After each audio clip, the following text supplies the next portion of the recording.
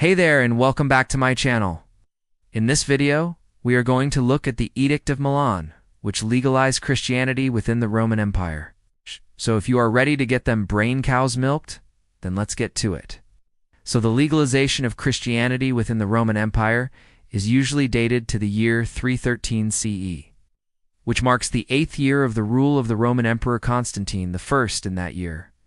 He issued an edict, the Edict of Milan, which granted Christians throughout the empire permission to worship without persecution.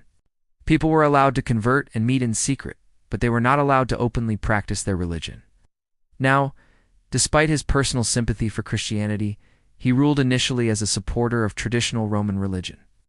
For example, he consulted with soothsayers before battles and hosted games in honor of the pagan gods, but instead seems to be part of a long process where Constantine came to accept his mother's religion. In fact, many scholars argue that Constantine was not even particularly religious at all, and that his main motivation was political. However, he also began to pursue policies favorable to Christians. He was even credited with ending a civil war by divine providence, and he was said to have received a vision just before a battle that reassured him of victory.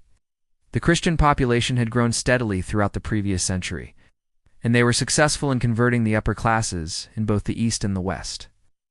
However, some historians argue that the legalization of Christianity was actually a decision that Constantine regretted later in life. In addition, the persecutions had failed to stop the spread of the religion, so by 313, the decision to decriminalize Christianity made sense. For example, he never reinstitutionalized the death penalty for Christians, and he did not attempt to destroy the church. This may indicate that Constantine felt that he had given too much power to the Christians with the Edict of Milan. After all, he had gone from persecuting them to protecting them in a single year. The Creed is a statement of belief that defines the core doctrines of Christianity. The council rejected the view that Jesus was created by God, and instead affirmed that he was eternally begotten and therefore truly divine. And the debate over the nature of Jesus Christ is a good example of this. Some historians suggest that this episode made Constantine regret granting religious freedom to the Christians. Was he simply a good teacher who could help people achieve enlightenment? Or was he God himself? Now, the theological debates that led up to this decision are complicated, but they do give us some insight into the kinds of problems that the early Christians were facing. And more people converted until it became the dominant religion of the empire.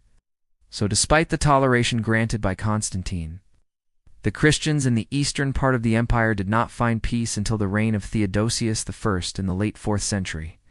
Despite the fact that Constantine's policy towards Christianity changed over time, his initial support for religious tolerance is seen as a key moment in the history of Christianity. Of course, this growth can be attributed to many factors, such as the appeal of Christianity to the poor and the lack of appeal of traditional Roman religion. And without the Edict of Milan, it's unlikely that Christianity would have become the dominant religion of the Roman world. But it is clear that the legalization of the religion gave it space to grow and flourish. It was not written by any particular person, but instead was the product of the council as a whole. However, he did not live long enough to see this trend reverse. He died in 337 after a long reign of 31 years. In just a few decades after the legalization of Christianity, it became the most popular religion in the empire, especially in the West. By 361, only 11 years after the Edict of Milan, the historian Eusebius wrote that the churches were full and that paganism was near its end, and it has been recited by Christians at worship services ever since. So he may have felt that he needed to prove that he was still the boss. Instead, he persecuted Christians only for crimes like murder, theft, and rape, which were still punishable by death under Roman law, regardless of one's religion. After that, he ruled the eastern provinces as well as the western ones. And during the latter half of his reign, he began persecuting Christians once again. That was the first official meeting of Christian bishops within the Roman Empire. It drew around 300 of them from all over the empire. They met to discuss various issues related to Christian theology and practice, such as the nature of the Trinity and the divinity of Christ. A huge proportion of soldiers in the Roman army were actually Christians, which again goes to show how widespread the religion was getting. So by persecuting Christians, Constantine would basically be starting a civil war within his own military. It would bring the empire some money, and it would unreally affect the pagans. Since those two things were unmutually exclusive, by the time of Constantine, they were numerous and influential enough that outlawing them was no longer politically viable. So while we might want to see Constantine as this great example of someone having a religious experience and suddenly changing their life, the historical reality was probably more complex than that. So Constantine's mother, Queen Helena, who was the previous emperor's wife, so she was a sort of stepmother to Constantine, was able to convert to Christianity in secret before becoming the most powerful woman in the empire. She became influential in the Christianization of the imperial court, though she herself never formally joined the clergy. And that ended almost 300 years of the legal discrimination against them. But why did he do it? Well, a lot of people think that there was some kind of dramatic conversion experience that caused him to change his mind about Christianity and suddenly go all in. But that's not really what happened. Instead, his mother had converted to Christianity, and the evidence suggests that he at least had some sympathy with the religion.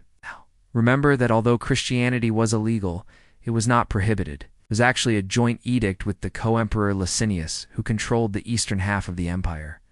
Licinius was not a Christian like Constantine, but he had also come to respect the Christians enough to grant them religious freedom. So when Constantine came to power, he inherited a diverse empire with a large number of Christians in it. One of these policies was the introduction of the Edict of Milan in 313. So the edict itself doesn't seem to have been motivated by any kind of sudden conversion experience or revelation. After all, much of the Christian literature written during this period emphasizes Constantine's divine favor.